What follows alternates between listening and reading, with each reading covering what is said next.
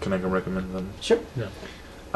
I've heard through a bunch of people, some people that have visited Trinity that aren't, goers that just visit. Mm-hmm. I've heard through some of them that a lot of them are, and I think it's a consensus overall, are struggling with the whole tithing issue.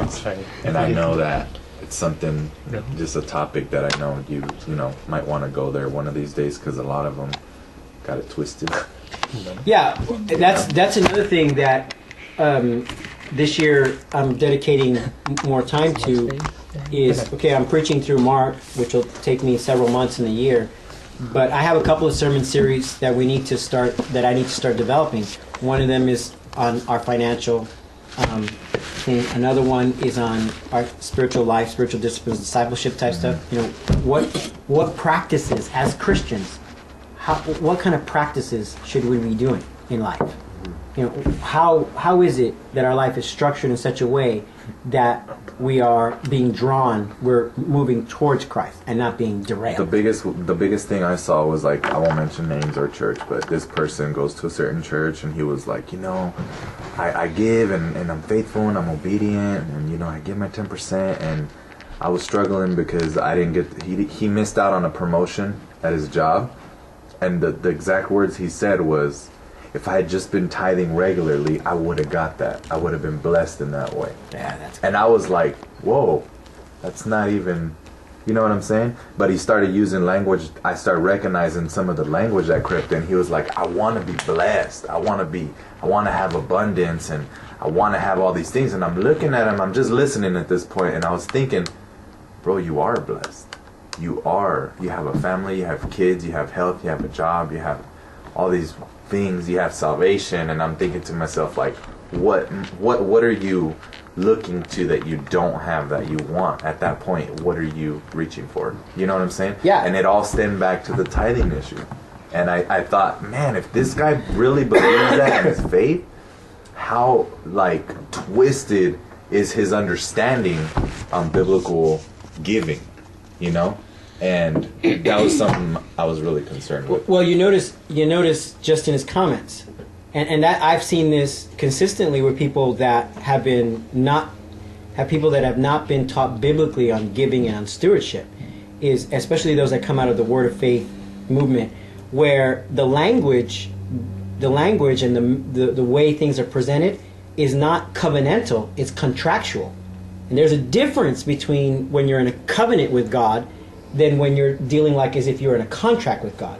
And folks that think that, okay, I'm going to tithe, tithing is what kind of gets me God's blessing. That's a contractual way of looking at it. I give this, you give me this, everything is good.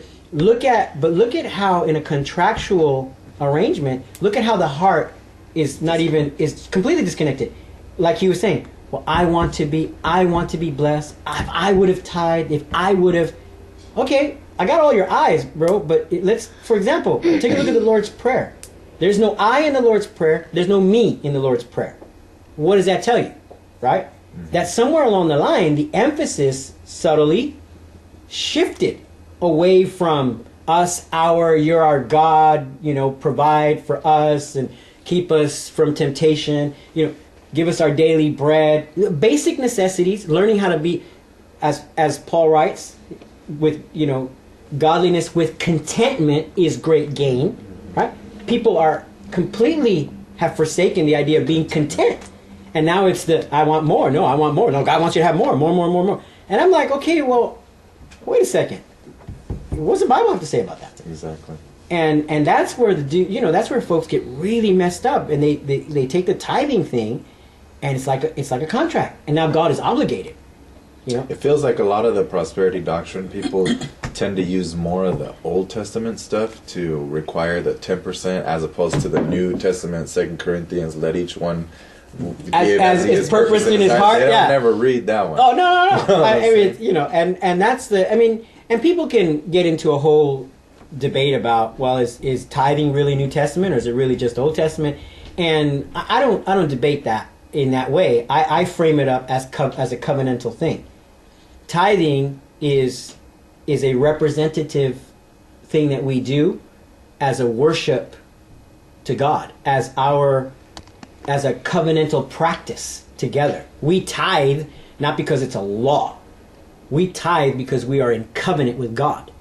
And what does that covenant look like? Well, part of what it looks like in my finances, the covenant is I give 10%.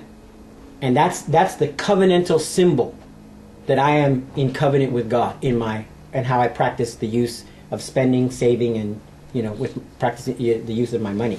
Well, what does that look like in my marriage? Well, covenantally in my marriage, I love my wife the way Christ loved the church and gave his life for her. Well, what does it look in your parenting? What does covenant look like in your parenting? I do not, Ephesians 5, I do not provoke my children to anger. Well, now you see, those are the instructions that people need to hear. Okay, if you're in covenant with God, what does that look like in this area? What does it look like in this area? What does it look like in this area? I think when it comes to tithing, they don't need to know the definition of tithing.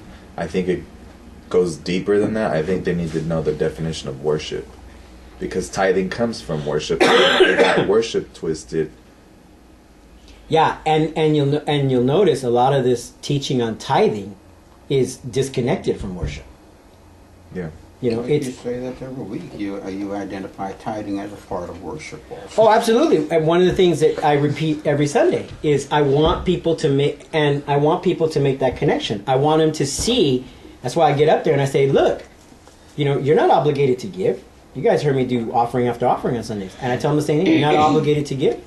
This is not about you better give your money or the lights are going to shut off. Last Sunday we had new people.